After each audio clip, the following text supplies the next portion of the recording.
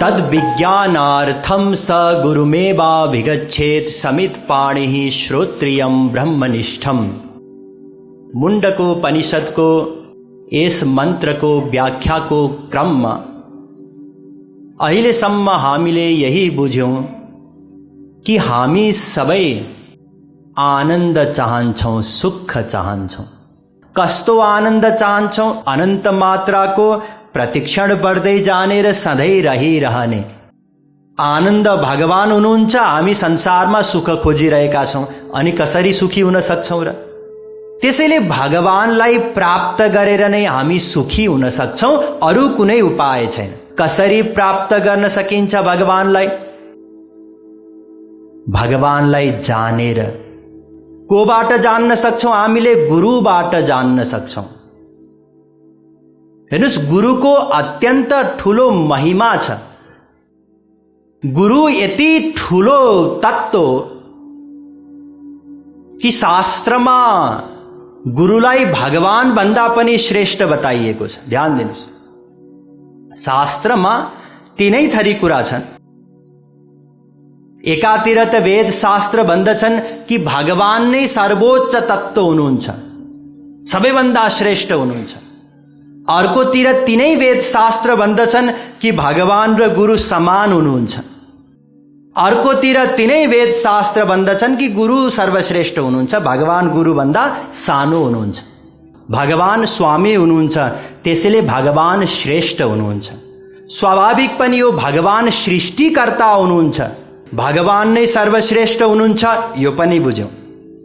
गुरु र भगवान समान हुनुहुन्छ, यो पनि बुझ्यौं। आनन्द भोगको दृष्टिले भगवानसँग जति पनि शक्ति छन्, सबै शक्ति भगवानले गुरुलाई दिनुहुन्छ, त्यसैले दुवै बराबर हुनुहुन्छ। र गुरुको स्थान सर्वश्रेष्ठ हुन्छ, यो पनि हामीले बुझ्यौं। किनकि जीव कल्याण रूपी कार्य केवल गुरुले नै गर्न सक्नुहुन्छ।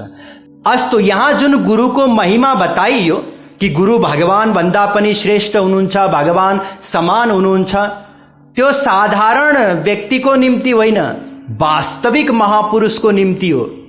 श्रोत्रिय ब्रह्मनिष्ठ गुरुको निम्ति हो। संसारमा दम्भी बाबाजीहरू धेरै छन्। दुई प्रकारका मायाधीन व्यक्ति हुन्छन्। पहिलो, जो भित्रबाट पनि गडबड हुन्छन्, बाहिरबाट पनि गडबड हुन्छन्। भन्नाले भित्रबाट पनि मायाको अधीनमा हुन्छन् र बाहिरी कार्य पनि त्यही मायाधीन जस्तै, हामी जस्तै साधारण कार्य देखिन्छ, काम क्रोध लोभ मोह इत्यादिको कार्य। यस्ता व्यक्तिलाई हामी चिनिहाल्छौं। यस्ता व्यक्तिबाट खतरा पनि छैन। अर्का ती हुन्छन् जो भित्र त गडबड हुन्छ तर बाहिर ठीक व्यवहार गरेको जस्तो देखिन्छ। भन्नाले भित्र काम क्रोध लोभ मोह सबै छ, तर बाहिरबाट के देखिन्छ? कपाल पालेका छन्, दाढी पनि पालेका छन्, तिलक लगाएका छन्, प्रवचन पनि दिन्छन्, शिष्य पनि बनाउँछन्, मन्त्र पनि दिन्छन्, आश्रम पनि छ, गौशाला पनि चलाउँछन्, मन्दिर पनि बनाएका छन्, टिभीमा प्रवचन आउँछ, हजारौं अनुयायीहरू छन्। बाहिरबाट यस्तो देखिन्छ। यस्ताबाट हामीलाई खतरा छ। त्यसैले दुई प्रकारका मायाधीन छन्। एउटा भित्र गडबड बाहिर गडबड, त्यस्ताबाट खराब केही खतरा छैन। अर्को भित्र गडबड तर बाहिरबाट ठीक जस्ता देखिन्छन्, त्यस्ताबाट हामीलाई खतरै खतरा छ। अब महापुरुषहरूको बारेमा पनि चर्चा गरौं। महापुरुषहरू पनि दुई प्रकारको हुनुहुन्छ। एउटा भित्र पनि ठीक, बाहिर पनि ठीक। भन्नाले भित्रबाट त निरन्तर भगवानको स्मरण हुन्छ नै, एक क्षण पनि भगवानबाट महापुरुषको गुरुको मन बुद्धि अलग हुँदैन। बाहिरबाट पनि सर्वत्र भगवानको अनुभव गर्नुहुन्छ। अर्थात् उहाँले भगवान बाहेक केही पनि सुन्नुहुन्न, केही पनि देख्नुहुन्न, केही पनि सुग्नुहुन्न, केही पनि बोल्नुहुन्न, केही पनि सोच्नुहुन्न, केही पनि जान्नुहुन्न। यो हो महापुरुषको गुरुको असली अवस्था। यस्तो अवस्थामा रहेर जीव कल्याण रूपी कार्य गर्न सम्भव छैन। त्यो अवस्थाबाट जीवलाई केही पनि लाभ मिल्दैन। त्यसैले हाम्रो कक्षामा आउनुपर्छ, महापुरुष पनि गुरु पनि। अनि हाम्रो कक्षामा आउँदा के हुन्छ, बाहिरी व्यवहार हाम्रो जस्तै हुन्छ। हामी जस्तै खानुहुन्छ, बोल्नुहुन्छ, हाँस्नुहुन्छ, रुनुहुन्छ, सबै कार्य हाम्रो जस्तै गर्नुहुन्छ बाहिरी, र भित्र आफ्नो अवस्थामा रहनुहुन्छ। अब यस्ता महापुरुषलाई पनि चिन्न गाह्रो। कसरी चिन्ने त? गाह्रो छ नि। र हामीलाई लाभ फेरि यस्तैबाट मिल्छ, जो भित्र ठीक हुनुहुन्छ, बाहिर गडबड व्यवहार देखिन्छ जसको। र जो भित्र ठीक हुनुहुन्छ, बाहिर गडबड हुनुहुन्छ, उहाँहरूलाई हामी चिन्नै सक्दैनौँ, जान्नै सक्दैनौँ। त्यसैले अब ध्यान दिनुहोस्, यहाँनेरि अब हामीलाई एउटा महत्त्वपूर्ण प्रश्नको समाधान गर्न जरुरी छ। वास्तविक महापुरुषलाई कसरी चिन्ने? तमाम होलान्, टिभीमा पनि प्रवचन आउला, हाम्रै यहीँ पनि आएर प्रवचन दिनु होला, या हामी जाउँला कहीँ प्रवचन सुन्नको निम्ति। उहाँ वास्तविक महापुरुष हुनुहुन्छ कि हुनुहुन्न भनेर हामी कसरी जान्न सक्छौँ त? यो प्रश्न एउटा गम्भीर प्रश्न आयो, जसको समाधान अनिवार्य हो। किनकि वास्तविक गुरु नै मिलेन हामीलाई भने त जतिसुकै उहाँको महात्म्यको बारेमा चर्चा गरेर पनि हामीलाई लाभ त मिल्दैन। त्यसैले वास्तविक गुरुलाई चिन्ने, जान्ने कसरी, यसको समाधान पनि गर्नु छ, गरिनेछ। तर आज होइन, भोलि। यो पनि याद गर्नु होला। आज त भगवानलाई जान्नु छ नि। हिजो मैले यत्तिकै अधुरो छोडिदिएको थिएँ। न हामी व्यक्तिहरूलाई प्रवचन सुनेर जान्न सक्छौँ, न त वेद शास्त्र पढेर नै जान्न सक्छौँ, न त अवतार कालमा नै जान्न सक्छौँ भनेर छोडिएको थियो हिजो विषय, होइन र? आज भगवानलाई जान्नु छ। कसरी जान्ने भगवानलाई? वेद शास्त्र द्वारा। अब हिजो मात्रै त भन्नुभएको थियो वेद शास्त्र पढेर जान्न सकिँदैन। पढेर होइन, वेद शास्त्र द्वारा। किनकि वेदमा नै बताइएको छ, नावेद बिन मनुते तम बृहन्तम, साट्यायनी उपनिषदको 4औं मन्त्र। वेदैश्च सर्वैरहमेव वेद्यो वेदान्तकृत वेदविद एव चाहम। गीता 15:15 भगवान श्री कृष्णले पनि बताउनु भयो कि मलाई वेदद्वारा नै कसैले जान्न सक्छ, म वेदद्वारा जान्न योग्य छु। त्यसैले वेदद्वारा भगवानलाई जान्नु पर्यो। अब के गर्नु पर्यो? वेदको शरणमा जानु पर्यो। बताउनुहोस् वेदजी महाराज, भगवानको बारेमा केही हामीले कयौं दिनदेखि भगवानलाई जान्नु छ भनेर चर्चा गर्दै आएका छौं। त्यसैले कृपा गरेर हामी माथि भगवानको बारेमा बताइदिनुस्, भगवानलाई कसरी जान्न सकिन्छ। वेदले बतायो। के बतायो? यस्या मतम तस्य मतम, मतम यस्य न वेदसः, अभिज्ञातम विजानताम विज्ञातम विजानताम, केनोपनिषद 2:3। यसको अर्थ के हो? जसले यो सोच्दछ, ठान्दछ कि भगवानलाई जान्न सकिन्छ, त्यो समान मूर्ख व्यक्ति, अज्ञानी व्यक्ति अरू कोही पनि हुन सक्दैन। ल बर्बाद। सबै बाटो बन्द भएर हामी अन्तिम बाटोको रूपमा वेदको शरणमा पुगेका थियौं भगवानलाई जान्नको निम्ति। वेदले त यो बतायो कि भगवान जान्न सकिने तत्त्व नै होइन। यस्या मतम तस्य मतम, मतम यस्य न वेदसः, अभिज्ञातम विजानताम विज्ञातम विजानताम। जसले मैले भगवानलाई जाने भनेर सोच्दछन्, उनीहरू सोचिरहन्, भगवानलाई कसैले पनि जान्न सक्दैन। यही मन्त्रमा बताइयो। भगवान जान्न सकिने तत्त्व नै रहेनछ। यदि जानेनौ भने जाने बिनु न होई परतीति, बिनु परतीति होई नहीं प्रीति। तुलसीदास जी महाराजले बताउनु भयो। जानेनौ भने विश्वास नै हुन सक्दैन, विश्वास भएन भने प्रेम नै हुन सक्दैन। एउटा व्यक्ति को घरमा एकजना सन्त जानुभयो। एउटा सानो कथा सुनाउँदैछु। उहाँले भोजनको निम्ति प्रार्थना गर्नुभयो। त्यहाँ गएर त्यो घरमा अरू कोही थिएन, एउटा सानो बालक थियो काम गर्नेवाला। उसलाई भन्नुभयो, हेर मलाई भोक लागेको छ, मलाई भोजन गराउनु, म तँलाई पारस मडिदिन्छु। अब त्यो बालक थियो, उसलाई के थाहा पारसमणि भनेको के हो, तर यति थाहा थियो कि घरमा कोही आउनुभयो भने भोकै पठाउनु हुँदैन। उसले भोजन गरायो सन्तलाई, सन्तले पारसमणि दिनुभयो, जानुभयो। बेलुका त्यो घरधनी आइसकेपछि उसले बतायो आज दिउँसो यस्तो यस्तो भयो, सन्त आउनुभयो एकजना, यस्तो भन्नुभयो मलाई, उहाँले पारसमणि दिनुभयो, यो पारसमणि। उसले गाली गर्दै भन्यो त यति सोझो छस्, मूर्ख छस्, कसैसँग पारसमणि भएको भए उसले भिक्षा मागेर खान्थ्यो र? ऊ त संसारको सबैभन्दा धनी व्यक्ति हुन्थ्यो। उसले त्यो उठायो, पारसमणि फ्याँकिदियो। संयोगवश झ्यालमा जुन फलाम थियो त्यो फलामलाई छुँदै पारसमणि गयो बाहिर। हेर्दा हेर्दै त्यो पहेँलो भयो, दौडिएर गयो, नजिकैबाट हेऱ्यो, पहेँलो भयो, बाहिर गयो, त्यसलाई उठाएर ल्यायो, पारसमणिलाई एउटा फलामको टुक्रा ल्यायो, छोयो, सुन भयो। अब नाच्यो, खुसीले पागल भयो, लगेर आफ्नो दराजभित्र पनि सेफमा एकदम सबैभन्दा सुरक्षित ठाउँमा लगेर राख्यो। व्यक्ति पनि त्यही हो, आँखा पनि उसको त्यही हो, त्यो मणि पनि, पारसमणि पनि त्यही हो। पहिले उसले जानेको थिएन यो पारसमणि हो भन्ने, त्यसैले उसले मानेन, त्यसैले प्रेम भएन।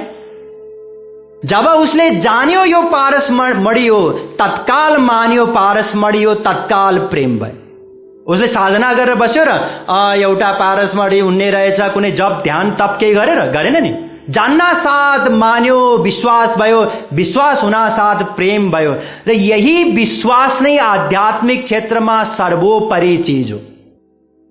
अस्तित्वेवोपलब्धव्य तत्त्वभावेन चोभयो, अस्तित्वेवोपलब्धस्य तत्त्वभाव प्रसीदति। कठोपनिषद 2:3-13 यो वेद मन्त्रले पनि यही बतायो कि विश्वास नै अनिवार्य हो। यदि विश्वास भयो भने काम बन्यो, र यदि विश्वास भएन भने केही काम बन्दैन। र हामी सबैमा यही एउटा चिजको कमी छ, विश्वास छैन। अर्को एउटा कथा सुनाऊ, मलाई असाध्यै मनपर्ने कथा, जुन प्राय कथावाचकहरू पनि सुनाउने गर्नुहुन्छ। एक पटक एकजना पुजारी थिए जो सप्ताह इत्यादि कथा कार्यक्रम गर्थे, त्यसैबाट जीविकोपार्जन चल्थ्यो। एउटा मन्दिरमा थिए, बस्थे, त्यही राधा कृष्णको सेवा गर्थे। उनको साथमा एउटा बालक शिष्य पनि थियो। एक पटक कथा भन्नको निम्ति कहीँ जानुपर्ने भयो 10-12 दिनको लागि। उनले सोचे यो बालक अब अलि ठुलो त भइ नै हाल्यो, यसले नित्य कर्म गर्न सकिहाल्छ, बाहिरबाट कसैलाई किन बोलाउनु र यसैको निम्ति। उनले बालकलाई सम्झायो, हेर बाबु, अब म बाहिर जाँदैछु 10 दिनको लागि, त सबै नित्य कर्म गरेर राधा कृष्णका लागि भोग लगाएर भोजन गराएर फेरि आफू भोजन गर्नु। उसले भने हस्। गए पुजारी। अब भोलिपल्ट त्यो बालक उठ्यो, नुहाइधुवाइ गर्यो, भगवानलाई पनि नुहाइधुवाइ गराइदियो, स्नान गराइदियो, भोजन बनायो, लगेर राधा कृष्णको अगाडि पस्कियो। अब उहाँले खानु होला, किनकि गुरुजीले भन्नुभएको छ नि राधा कृष्ण भगवानलाई खुवाएर खानु। उहाँले खानु होला, अनि त्यसपछि म खाउँला भनेर कुरेर बस्यो। भगवानले खानु भएन। कुर्दा कुर्दा कुर्दा घन्टौँ बित्यो। उसले सोच्यो गुरुजीले खुवाउने गर्नुभएको थियो, अब कहिलेकाहीँ गाई वस्तुले पनि मान्छे अर्कै दुहुन गयो भने दुध दिँदैन, त्यसै गरी अब बानी पर्या होला, गुरुजीले नै बनाएर पस्किएको खाने बानी पर्या होला, मैले बनाएको खानु भएन होला, ठिकै छ, भोलि खानु होला। भोलि पनि उठ्यो, नुहाइधुवाइ गर्यो, सबै गर्यो, लगेर खुवायो, राखिदियो, कुरेर बस्यो। अब उसलाई भोक लागिरहेछ। उसले सम्झायो, हेर गुरुजी गएर दुःख मानेका होला, दुःख मान्नु पर्दैन, आइहाल्नुहुन्छ नि, 10 दिनमै आइहाल्नुहुन्छ, किन दुःख मानेको, खाऊ, मलाई त यति भोक लागेको छ, तिमीलाई पनि भोक लाग्यो होला, सम्झाउन थाल्यो। गुरुजी कुरेर बस्यो। त्यो दिन पनि घन्टौँ बित्यो, दिनभरि खानु भएन। उसले लगेर फ्याँकिदियो। पर्सिपल्ट पनि त्यही गरी नुहाइधुवाइ गर्यो, भगवानलाई स्नान गरायो, भोजन बनायो, लग्यो, राखिदियो, कुरेर बस्यो, सम्झाउन थाल्यो, रुन थाल्यो कि मैले खान नपाएर म यति कमजोर भएको छु, तिमी पनि त कमजोर भयो होला, किन नखाएको, गुरुजी त आइहाल्नुहुन्छ नि। हेर तिमीले खाएनौ भने गुरुजीलाई कति नराम्रो लाग्छ होला, म पनि दुब्लाउँछु, तिमी पनि दुब्लाउँछौ, कमजोर हुन्छौ, गुरुजी आइसकेपछि तिमीले हप्ता 10 दिनसम्म खानै खाएनौ भनेर थाहा भयो भने गुरुजीलाई नराम्रो लाग्ला, मलाई पनि गाली गर्नुहुन्छ मैले खुवाउन जानिनँ भनेर, त्यसैले खाऊ। यस प्रकारले बिलौना गर्न थाल्यो।